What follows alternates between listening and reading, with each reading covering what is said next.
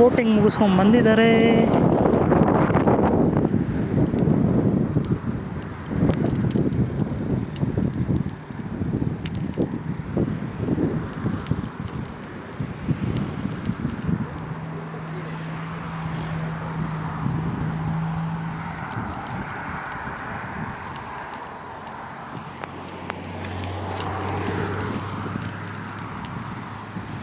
ಅದೇ Indian Telugu traveller YouTuber Uma traveller ಅದೇ ಫೆರಿಯಲ್ಲಿ travel ಮಾಡ್ತಾ ಇರೋದು.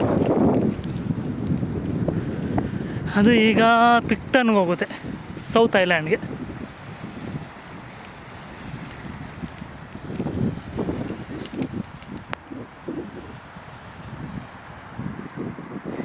ಇದು ಏರ್ಪೋರ್ಟು. Half Moon